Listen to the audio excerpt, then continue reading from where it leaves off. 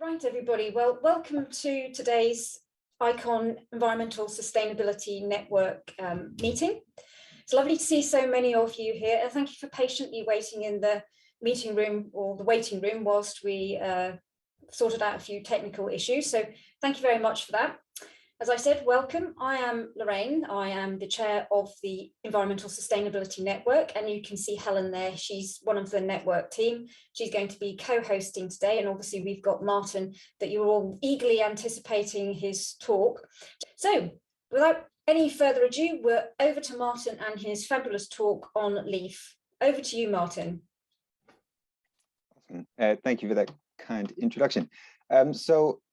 Let me just put these slides up. So I work at UCL and I also work at King's College London. I'm a part-time consultant, but I generally just work around trying to make science facilities more environmentally sustainable. I'm going to talk today about the sustainability of science and LEAF and applying it to conservation labs. But I think it's worth mentioning that my background is in the sciences, as I'm sure a lot of yours are. But a lot of my references, especially at the start of the talk, are going to be towards sort of traditional wet labs in universities, because that's where we have a lot of our data from.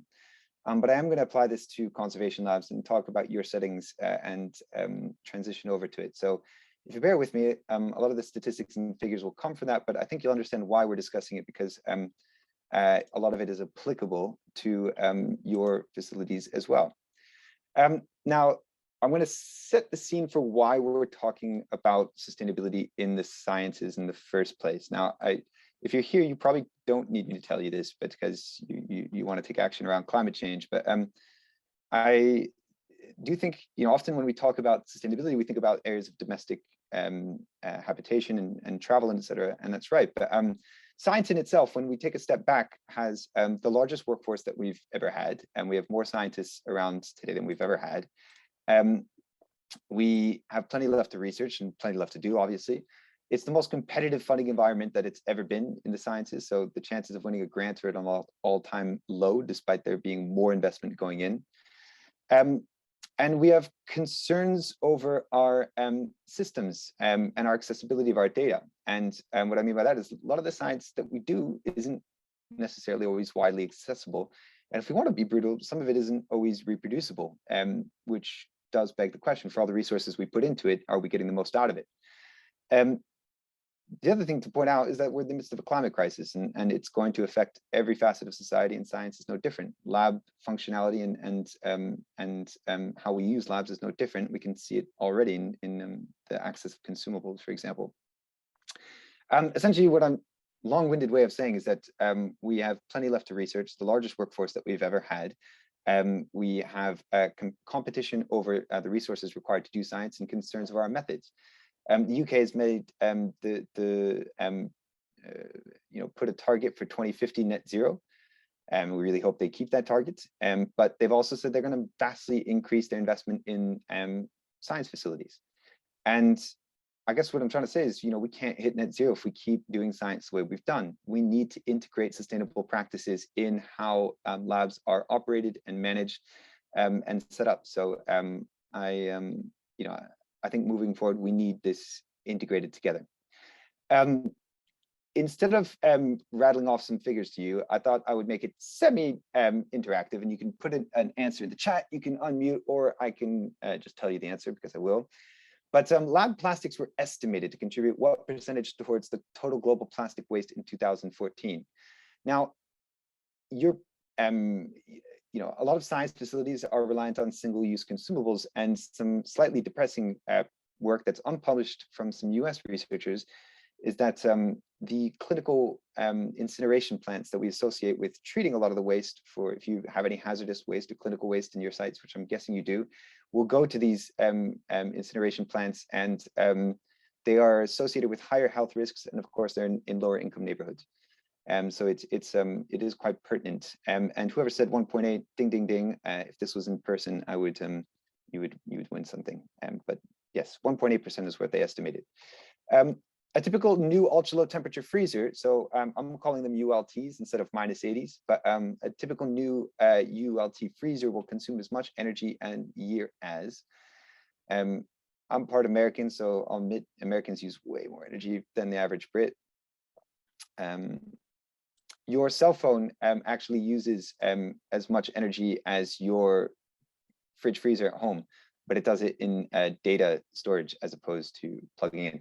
Somebody said A, they got it right, you're right, household of energy. That doesn't take into account the cooling that's then required. Which piece of standard lab equipment, which I've listed in front of you, uses the most energy?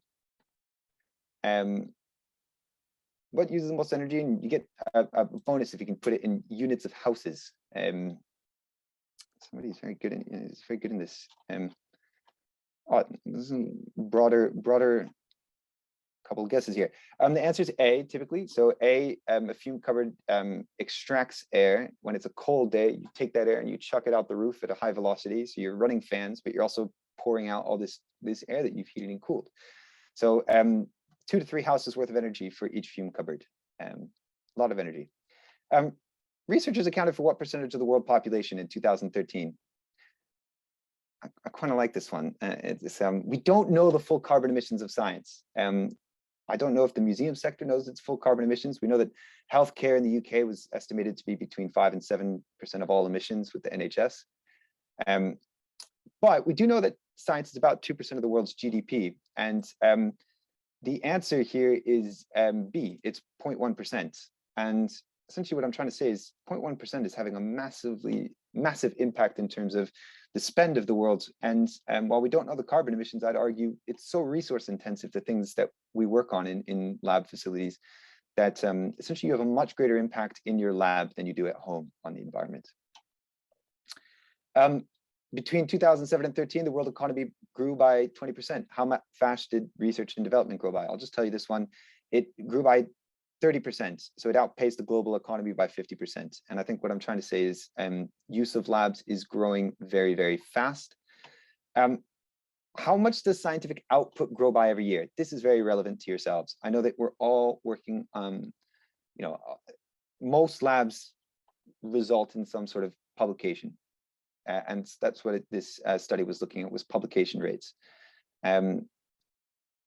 So they were trying to understand, how fast is all of the data that we're producing growing by? And it was really astounding. They put it at 8 to 9%, which meant a doubling time of just 9 years of all of the scientific output, which when you think about in those terms is insane. And this was done in 2014. So we've almost doubled our scientific output again, which is crazy. And it's just so much science going on. This is just a tough one. What I like to ask as science, which is, of all the science that we do, how much of it is then accessible or reproducible in terms of access of science? For all the resources do we put into it? We don't know the answer to this question, but I'll just tell you that most labs tell me they think around 10 or 20% of the science they do thinks is then accessible, and that's a punchier way of looking at this. I think is, are we getting the most out of what we do with this topic? Okay, now. Labs, again, I'm using a university, but I wanted to show us that labs are using the majority of our energy. And I'd be curious to see some of these figures from museums, or other sites. But we find that they're just energy-wise, they use a ton of energy, and a lot of that goes into the ventilation systems. You can see this big piping there goes through, and we need to change over the air in our labs. But we also have those fume cupboards that extract all the air at a high velocity. So it's a ton of energy is going into lab spaces.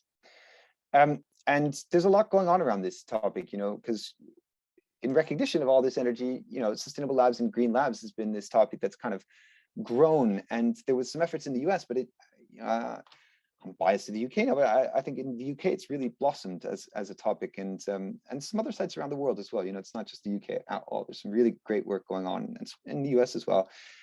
I kind of see it in these bigger topics here, and I'm not going to get too much into the built environment because a lot of us are locked into the sites that we have. But what I do want to say is that what we found in looking at the emissions is that, and more work needs to be done on this, but people often say, if I'm in a bad building, I can't, what's the point of trying to be sustainable? And I get that point for energy consumption. But what I'm going to try to differentiate today is energy consumption from carbon emissions, which is a really important thing to separate. Carbon emissions is the bigger impact that you have. And energy is just a portion of your overall carbon emissions. And actually, when you look at emissions, the ways that you interact with your facility have a greater impact it looks like than the building. So, you know, what you do is very relevant. How you do your science is very relevant. How you use your lab, the equipment you choose, how you share those chemicals or not has a big impact on the environment. And it's worth doing. You know, it is really worth doing. Just very quickly, I'm not going to go through these. I just want to say is that we're not alone. You know, there's a lot of people doing a lot of work around sustainable labs. And this is, you know, it's kind of focused on university, but there's a lot of research institutes that are taking this on. And I think what we're just seeing is that there's a lot we can do with labs. And there's this network, Green Your Lab. They're, you know, they share a lot of good practice. The Caring Scientist is a podcast. There's national networks and consultancies and et cetera. If you're interested in sustainable labs, though, and you want to join a network, join this one. This is one that we set up, and it's for non-commercial labs, so we don't want any sales folk in it, but it's where we share good practice. And we started in the UK, but it's kind of grown outside. And essentially, it's a Google group, and we have occasional meetings, but we share knowledge, we share, you know, troubleshoot, we discuss which freezer is most efficient, whether we should, you know, what new protocols we've had that will allow us to do, et cetera. Challenges we've had in engaging, you know, it's a really good place to share good practice, and I can put the link in the chat afterwards. So we've been talking a lot about net zero, and net zero is on the tip of everybody's tongue after COP, and rightfully so. And net zero essentially is, of course, around, you know, the fact that we're on this terrible path right now to extreme warming, and we need to vastly reduce our emissions. And net zero talks about carbon emissions. Now, carbon emissions are measured in CO2. And that's what I was trying to get at sort of before with talking about energy versus carbon. You know, before we go into the exact examples, I think it's really important to talk about this because it's the basis of what we're doing, and it ties the whole system in. So, you know, when somebody said they're going to go net zero, they're talking about net zero carbon emissions. Now, one slightly depressing fact, and I don't mean to, no, we don't need more depressing facts, but is that most net zero targets you read about probably focus on this, which is that energy slice there. And this is what this pie is all of the carbon emissions that we have at UCL. And what we see, and this is why I was saying you have such a big impact, is that the real big impact is the stuff that we use. You know, if you buy, you know, a can of Coke, then you don't plug the can of Coke in, but it took energy and resources to produce that can of Coke. And so, you know, you're not using energy on campus, but you are having an impact. And, you know, if you've ever visited a dump, you know, we're producing a lot of stuff and using a lot of stuff at a really high rate. What we found, and what's very difficult to do this estimate, is that nobody really publishes on these figures. You know, you don't really know about the embodied carbon of something you buy. We have to estimate it retrospectively. When we did it at UCL, we found about half of our embodied carbon was then coming from labs. We found about half of our energy was coming from our labs, and probably about half of our travel. And quickly we realized that, you know, labs were the elephant in the room in terms of our sustainability. I don't think that's necessarily true of, I was thinking about museums in this sense, you know, and I have visited the natural history museums, British Natural History Museums labs, and there's pretty substantial lab facilities there. And I don't know if every museum I've seen has that substantial of lab facility, but at the same time, I do think it's some of the, anyways, I still think it's a worthy place to take action, and that's obviously why I'm here. So it's very tough to make inroads on the products that we buy because the word green is unregulated, and the word biodegradable is unregulated. You know, a lot of these words that we hope have implications can be used however. And that makes it tough to know when something is good. The direction I think we're going is this, which is, you know, if you drink coffee in the morning and you have oat milk, Oatly is really good oat milk actually. And this is, they actually publish their kilograms of CO2 per kilogram. And that's kind of the direction I think we need to go with most products, is to understand the embodied carbon. The energy efficiency, of course, is very important. And but what we find is that there's a balance between the two, and I'll give you an example that is applicable to your labs in a second. Well, here's the example. People often ask, you know, should we reuse materials? Should we reuse labware? And this is a paper that we just put out, and it's still being peer reviewed. But we were trying to put evidence to this, and essentially what we were showing is that if you reuse materials, you reduce carbon emissions. And this is despite using the autoclave and the washers on site. And again, this is about that balance between energy consumption and embodied carbon. So when you buy plastic, there's carbon that's embodied in it. So if you're using single use, you don't have to wash it on site, so your energy consumption comes down. But with this paper, what we're trying to show is that actually your overall carbon emissions go up because you're using all this plastic that took tons of energy to manufacture, just not on your site. And so you know, this is this balance between embodied carbon and energy consumption, I think is probably the most useful. For me, it's a differentiator in terms of, is this sustainable or is this marketing sometimes? And to be frank, a lot of things are marketing. I'm going to give you an egregious example in a second. I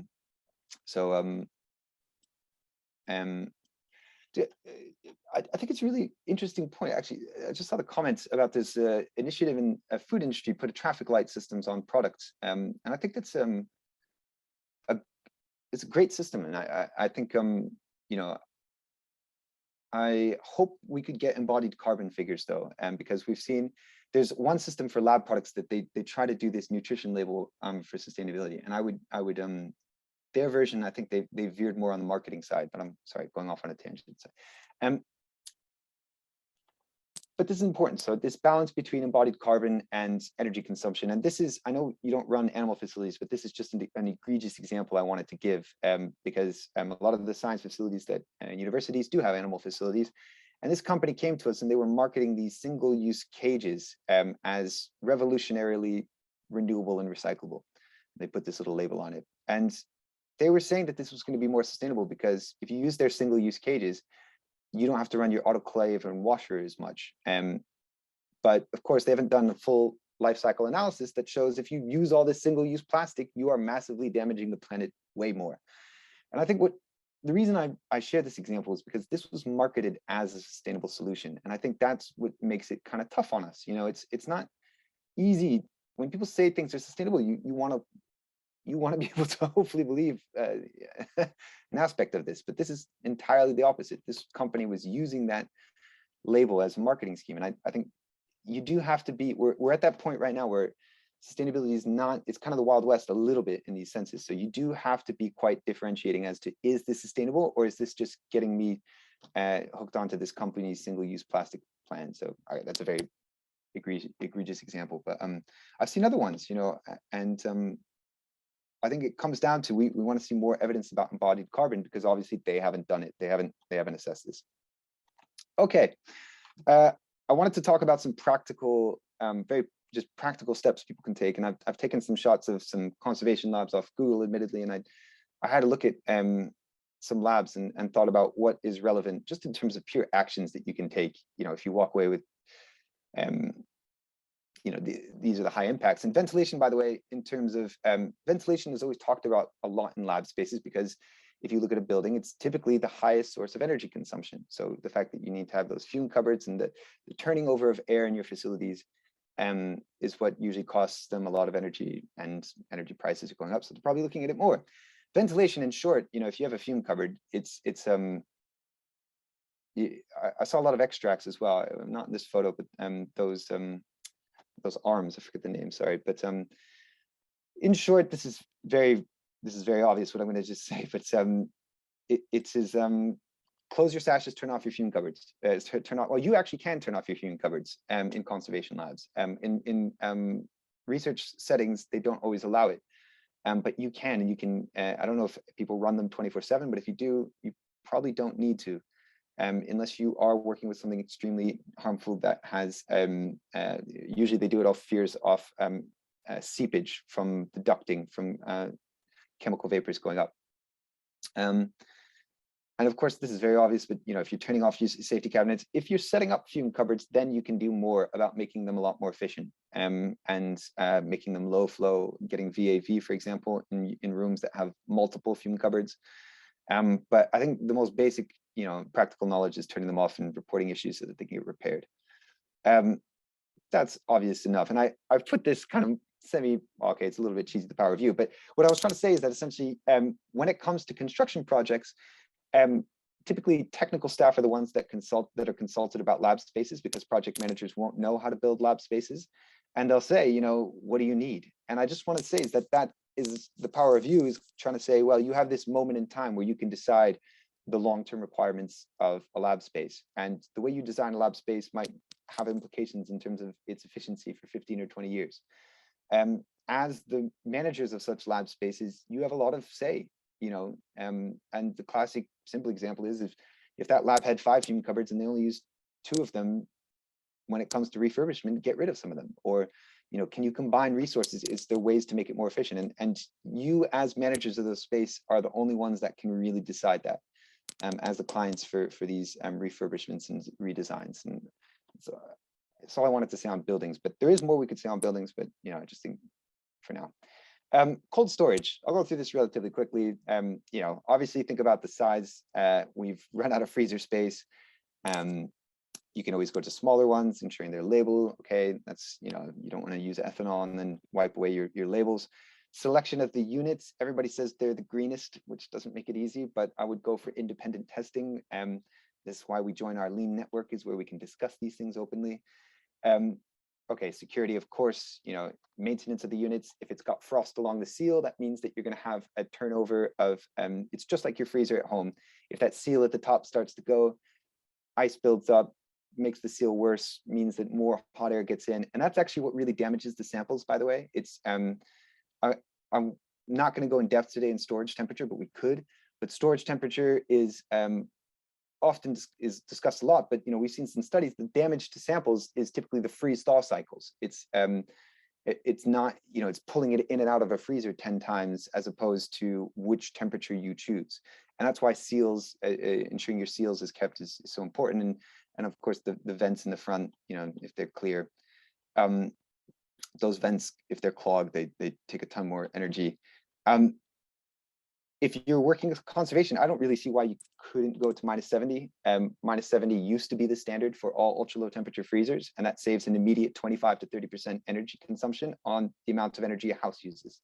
It's an immediate win. You can change it on the freezer. There's a lot of things to consider, and I had like a longer 1-hour discussion almost about this topic, but I'm happy to answer questions, but I think it's for your setting, and I'm not as familiar, of course, as you all are, but I think it's potentially a really quick, easy win.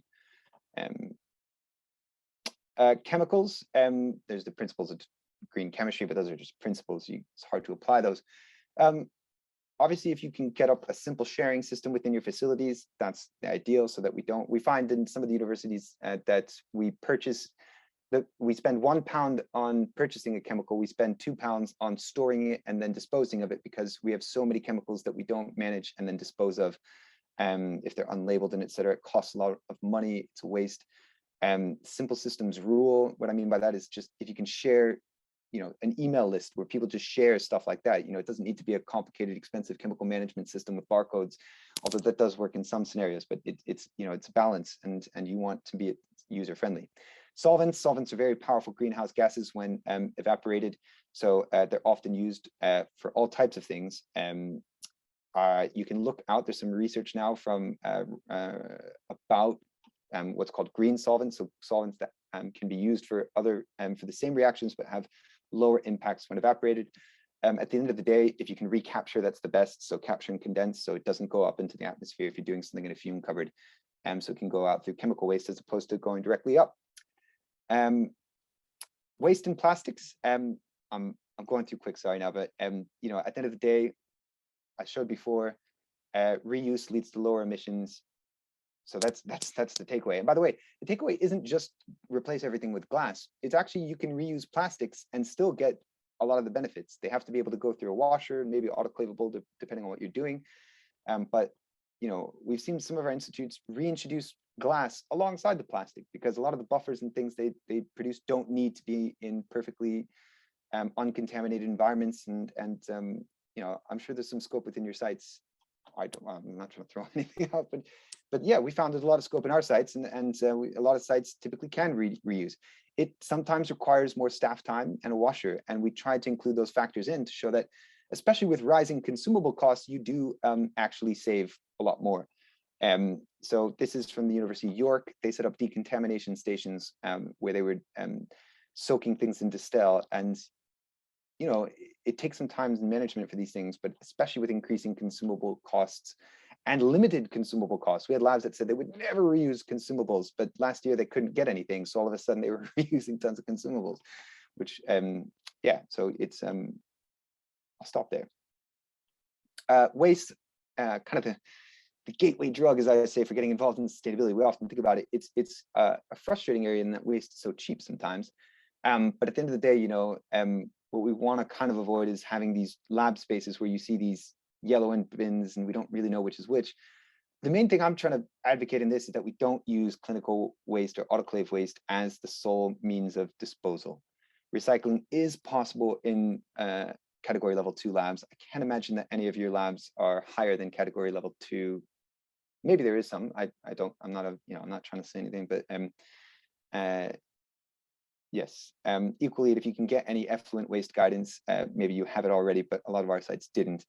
And reduction of reuse is much better than recycling. You know, recycling is not as efficient as we'd like it to be. Classic example is if you use a lot of tips, you know, tip boxes and etc. Star Lab has always marketed you know, there's schemes to recycle tip boxes, and that's okay. But actually, the real win is if you reuse and reload the tip box. Maybe you're already doing that because of the consumable shortages, and you've already done that. But that's the example. I've summarized a lot of that in here, top tips for labs and things you can do, but there's a lot more you can do. I didn't discuss these topics, but we could go into it. But I was thinking data storage and travel. I'm not sure if these are areas, but I'll put this out. Feel free to put in the chat if you want to discuss other areas, because I've tried to zip through a little bit some of the practical pieces of advice and just gone for, yeah, the most practical steps. Travel, we didn't need to do too much about in the past few years, obviously, but it's a lot more academic travel, and data storage we've been trying to clear out because there's such significant impacts associated with it. Each the servers, we use a TerraCycle box on our nitrile gloves, definitely our biggest waste stream for us. That's really great, Morgan, who's discussing the TerraCycle program on recycling nitrile gloves. I didn't put them in there. They're one of the programs which I wish they would provide us evidence of what they're doing with it. And the only reason I say that is because they typically, TerraCycle refuses to give you any data. And I think that's pretty important because of what I'm going to say next, which is this. We have net zero targets. And we need evidence that we're getting towards those net zero targets. So we know we're having an idea of our emissions, but if we don't have an idea of how much, you know, for example, recycling gloves, by the way, sorry, Maura, I don't mean to speak badly about it. It might be doing good. It's just that they don't tell us. And we have to pay for that waste stream and manage it. So what I've been trying to do is ask TerraCycle and Kimtech to give us more evidence, because actually if it's doing better, we want to support those type of things. That's exactly the type of thing we want. But in the light of all these targets, I think we need to ask suppliers to ideally give us more evidence, and especially big companies like Kimtech that are the most expensive gloves. But so I'm not trying to speak against it, Morgan. I'm just trying to say is that we, you know, I think what we're seeing is that we need more evidence of our carbon emissions, and we need it because we have these net zero targets, and UK is the largest funder. This is massive, by the way. The UK has this is really pioneering in this sense around target setting. When we wanted science to be safe, we didn't tell everybody to go invent their own safety standard. When we wanted to promote gender equality, Athena Swan was developed as a central standard. For some reason with sustainability, we've kind of decided that it's a voluntary thing that everybody goes and needs to figure out on their own. And with the amount of time that we have to take action in sustainability, I would just say that we just don't have that time. You know, a lot of good can come out of everybody taking an attempt at something, but you know, HSC gives central standards on safety, and then people self-assess against them. And I think that's exactly where we need to get to, and that's why I've set up LEAF. LEAF is a standard in sustainable lab operations. It looks at the areas that we've discussed and gives you actions in a framework that you can work through to make your hopefully to make your science more sustainable and environmentally friendly. Bronze, silver, gold criteria. Gold is the hardest, obviously, and the idea is that with time we will make gold harder so that we can allow for continuous improvement. It's a user-led initiative. We don't work with suppliers, which I think is really important, because suppliers have a financial incentive that you keep using single use, for example, and we need to separate ourselves from those where possible. And we've got calculators to estimate the impacts. Now, we have guides up, and by the way, if you like, you can find the guides on these links here. There's a plastics guide, which just gives all the tips and advice that we've seen in labs on how to reduce single-use plastics. And we have something on the gloves in there, by the way, Morgan. You know, that we've because there's a lot of good practice out there, and I think it was helpful to try to get it into one guide. Point is, I'm just trying to say is that LEAF has guides embedded through it, but we're also trying to share those out with folks so that they can take advantage. Okay, LEAF is now online.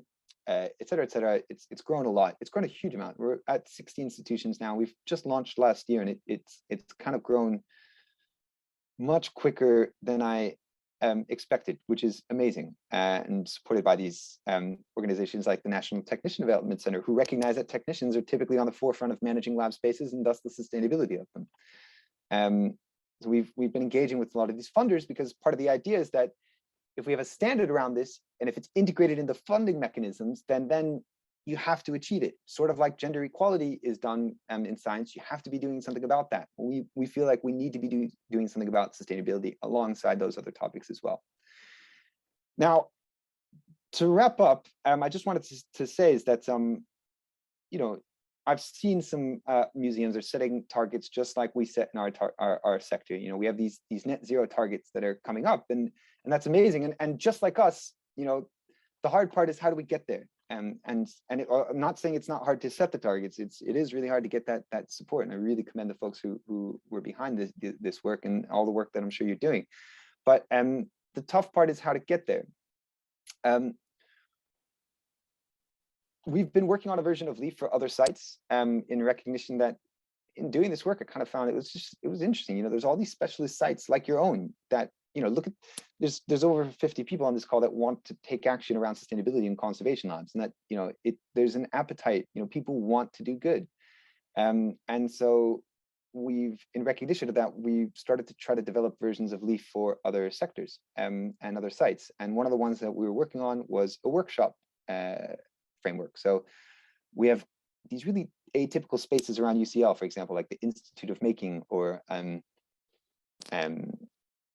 there's a lot of our workshops actually are Bartlett architecture workshops, and etc. And we developed a framework for them similar to LEAF, but we've just made it more about workshops. And I've put up some example criteria in there, and I don't know, you know, I just really liked this criteria. It was about that when students come in and do projects, and maybe this isn't perfectly applicable, but into a workshop, they need to identify the waste streams for the materials that they bring in when they bring it in.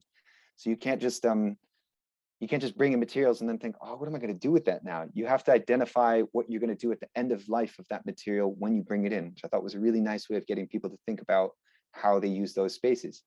Another one that they said is that, you know, and this is what I've just been talking about, so I thought I'd share it, but asking for the life cycle analysis on equipment and materials when you buy it, like that oat milk, so that we can understand the true impact of what's happening in our on our spaces, so that we can try to affect it. We've written this framework now and piloted in some spaces, but you know, I think we have some interesting questions next, which is what is the appropriate process to accompany it? Conservation labs, I'm sure, function very differently from how a university research lab or a teaching lab or a commercial lab will operate. And so what is the appropriate process to ensure that it is continuous and that this succeeds?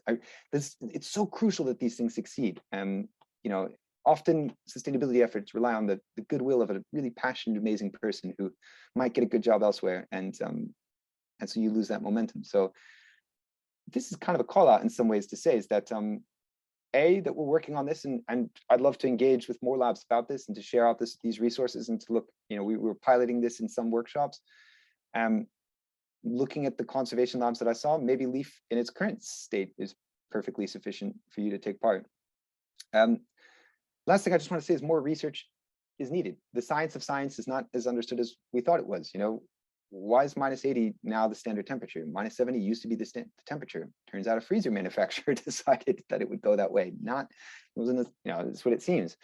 What are the CO2 emissions of? And I left it blank because we just don't know. You know, we don't know a lot of this stuff, you know. That paper we put out is a drop in the bucket of how much more research is needed. And you know, we need so many more life cycle assessments of these things so we can really understand the true impact of these things. So if you're not interested in the action side, there's more research needed as well. So, and just to emphasize that the Medical Research Council put out a £1 million grant, £100,000 maximum to study this, and it closes next week, this grant. And I just thought, you know, I wanted to highlight that it's not just us, you know, the funders are recognizing that we need to take action in these spaces. And if they've put out this money for it, it shows that that they recognize that too. So that's it from me for now. I just wanted to thank Lorraine, Helen, and Joseph for putting today together. And I hope I've covered things that are relevant, but I'm happy to take questions and answer anything else. So thank you very much, everybody, for attending.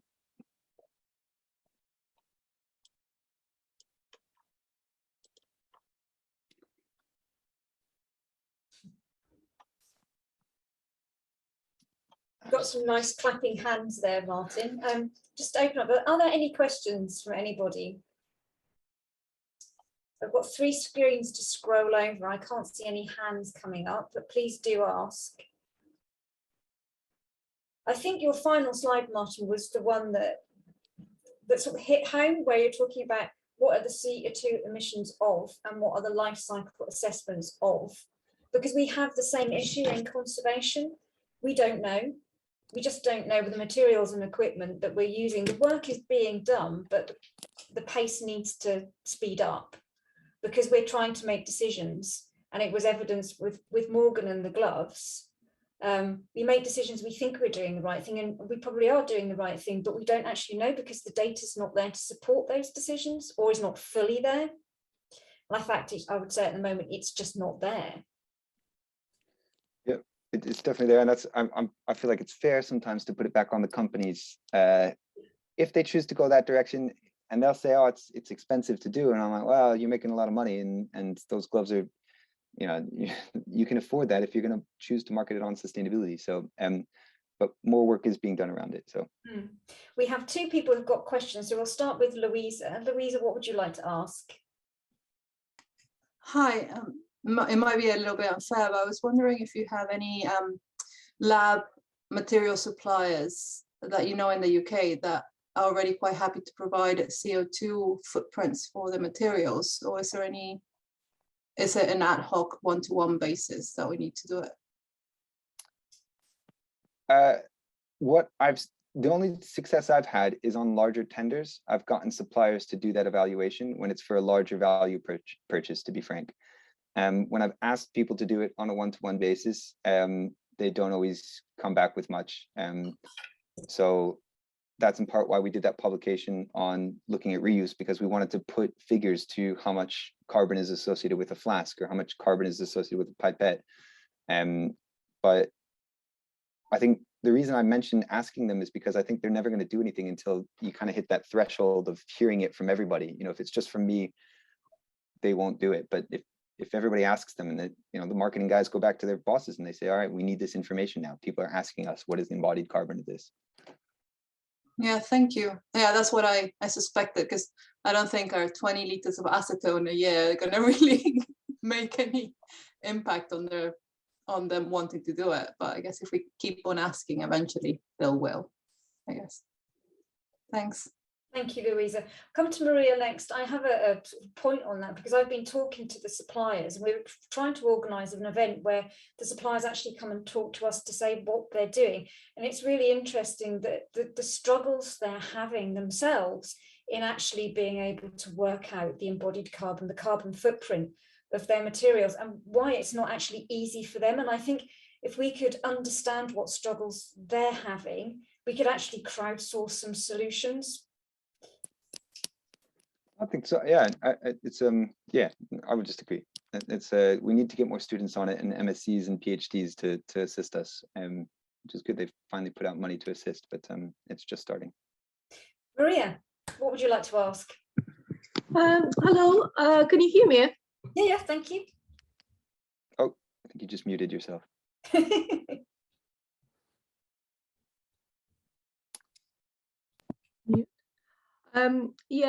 Right now I'm working on sort of a policy for like a climate control policy for museum kind of galleries and stores. And the museum that I work in, actually the building has been designed with some environmental considerations, and in general it seems like the museum community is kind of moving towards like less active kind of control, you know, like less like working the HVAC system like sort of less, and having like more relaxed parameters for like storage and display of heritage objects.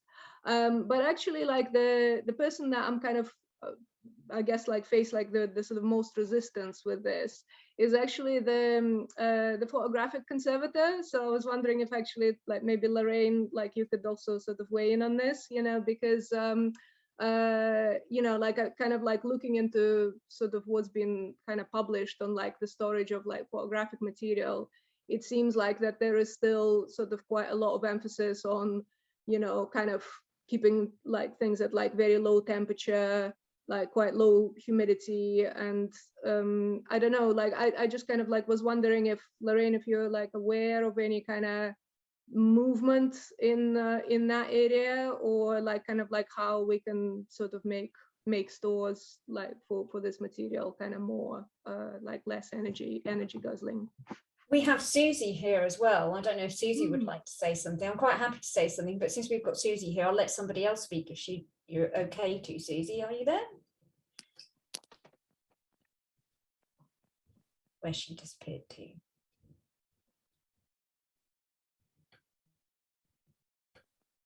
Okay, I would say at the moment, I haven't seen anything within the photographic conservation community saying, oh, don't use freezers. Somebody at a recent meeting raised to me the idea that she'd heard that we shouldn't be storing plastic-based photographic materials or any photographic materials in freezers because of the issue around microenvironments. So there needs to be more research done and some discussion on this. But so far, the photographic conservation community, as far as I can see and what I've read and what I've seen, has been very quiet on don't put things in, you know, no longer put things in freezer storage. Thank you, Maria. Does anybody else have any comments on that? Hi. Hi, Saya. Hi, I'm lead conservator at the Historic England Archive, and we hold 12 million objects, including, and the majority of them are photographic materials. And currently we got the lowest temperature setting of 6 degrees and 32% plus minus 2% parameter on our archive, and the highest setting is 18 degrees and 50% RH. But we got still some mixture of objects in 1 volt, and sort of some volts are 6 degrees, but then some of the objects in that doesn't need that low temperature and low humidity. So I've just started PhD at the UCL Sustainable Heritage, and so how to make this massive 4-story archive building little more greener and still not, you know, without compromising the object's shelf life. So hopefully I can answer Maria's question in a few years' time. It's really great. I would really like to keep in touch with you on sort of like this sort of research. So maybe if you could like pop your email in the chat, you know, like, and we connect that way. That would be really great. Yeah, lovely. Thank you very much. Yes, you can come and do a webinar for us for the ESN if you feel like it at some point. You know, book you in now. Yes, I don't know how, you know, I'm still sort of searching, you know, looking into what we actually have got Yeah, that's brilliant, Sarah. Thank you so much for that. That's such interesting research and very, very needed. Thank you. We had a question on the gloves in the chat around the biodegradable options and what they mean. Also, what's meant by that? And are they safe to be a direct replacement for the standard nitrile gloves for people in terms of safety for people? And does anyone know the safety in relation to objects for these gloves? And Jessica's replied to that. Should we have multiple different types of gloves for different materials? So, Martin, I don't know if you can see that question in the chat, but whether you'd like to answer that. I mean, particularly around, the biodegradable, the meaning of biodegradable. As you said, it's an unregulated term. Yeah, we had, I'm not sure if it's the same company, but we had a company approach us about biodegradable gloves, and I did try to dig to understand what they meant by biodegradable. From what I understand, they put in a chemical or a product in their gloves, which is proprietary, and they claim that essentially it allows it to be degraded more quickly in landfill if it were to go there. And it doesn't mean that they are necessarily okay to go in a compost. And there was some concern on, if it would confuse people. And because we don't, at least UCL, I'm not sure if everybody's got different sites, we don't send anything to landfill as it's the worst in terms of emissions. We burn it anyways, so there was no real advantage for us. So even if it did, we were a little bit concerned over the fact that it was a proprietary chemical in there that we didn't understand. So maybe they've moved on, it's another company, but at least the ones we looked into, it wasn't clear. Thank you. So do we have any more questions? Just very quickly, it's only an analogy and I don't understand the needs of photography, but I will say that a common issue we have in research labs is listening to Saya was that the appropriate storage temperatures for things is not always known. Whether you use 4 degrees, -20, -80, or liquid nitrogen are the common ones, but it sounds like you have other ranges between 6 and 18 Celsius, and it just putting guidance on when you can use the warmer temperatures. We find that DNA, for example, is often stored at -80, but DNA has like a half-life of 500 years at room temperature, so it's stable, so it doesn't need to go there. So guidance on the appropriate temperatures, I'm not sure if that's helpful again, but yes, and listening to Saya made me think of that. Okay, it's another question for you, Martin. So freezers, is it better to run them all the time or turn them off when needed? And they're used for pest control in the conservation setting. Is that so that we see that in our fly labs where people will stick in bags of flies into the freezer to kill them? Yeah. To be frank, it probably just depends how often you do it. If you're just doing it once every year, then it probably makes sense. If you're turning it on every day, then it probably makes sense to run it so that it maintains temperature. It's not an easy one, but I mean, what I did see from some fly labs is that there's different protocols involved with pest control. Some of them don't use freezers, and some of them will just put them in gas, CO2 if they have available. Although you could debate if that's better, but having a whole freezer with refrigerant. Yes, anyway, sorry. And some of them just put them in bags and deprive them of oxygen. I don't know. Anyways, there was different protocols. It's not my territory. I don't like talking about just killing flies, but anyways, yes, I can share that if you want, Deborah. So can I ask, are there any more questions? We've got a few more minutes left.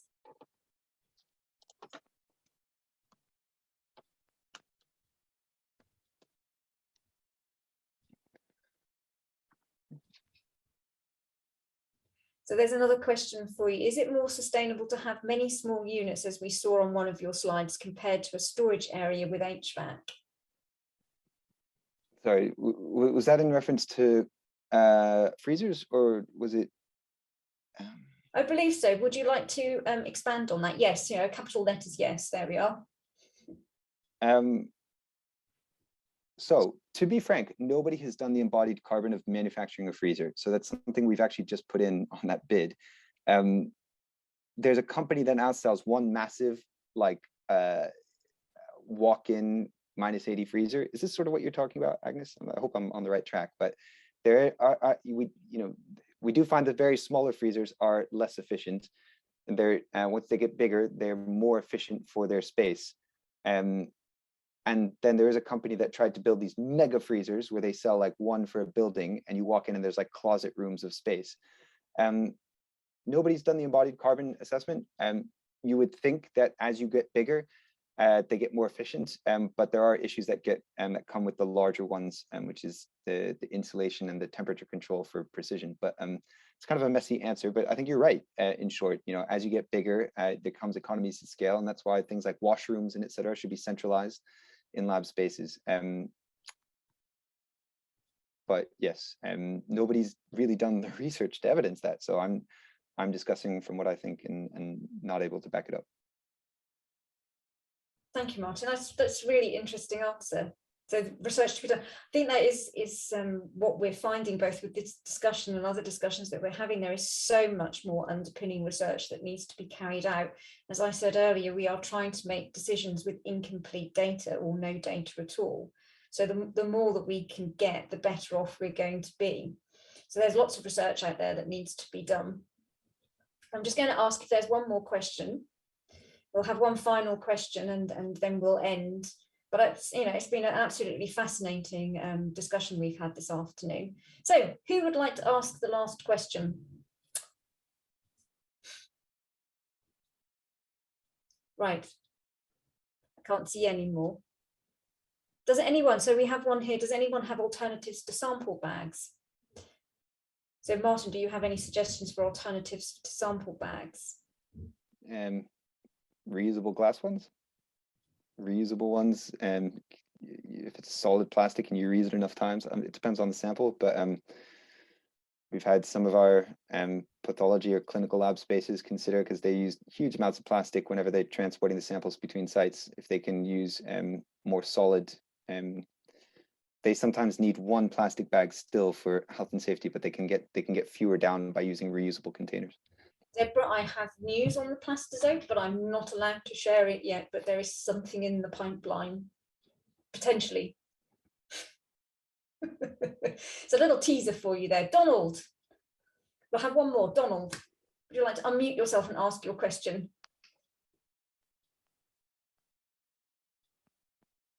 There, done it. Okay, can you hear me? Yes, thank you. Okay, great. I was interested in embodied carbon of greener solvents like limonene and ethyl-lactate, and related kind of also to their disposal constraints. And I just wonder if there's something that you can comment on, because when I'm trying to purchase those solvents to do testing, I can't actually find any information. And even though they're from natural sources, they actually also use chemicals, and they're also still processed. And then I have the same disposal constraints as I would with a hydrocarbon solvent or something. And I just wonder if you could comment. Thanks very much. I have to admit, I'm not familiar with those solvents, but I will reference Chem21, who they've done some publications where they're basically the source for all review of solvents and their greenness credentials. They have some publications on this. So if you type in Chem21 green solvent in Google, check out what comes up, and hopefully your solvents are included. Great, thanks very much. Thank you. Thank you, Donald. Great talk. Thank you.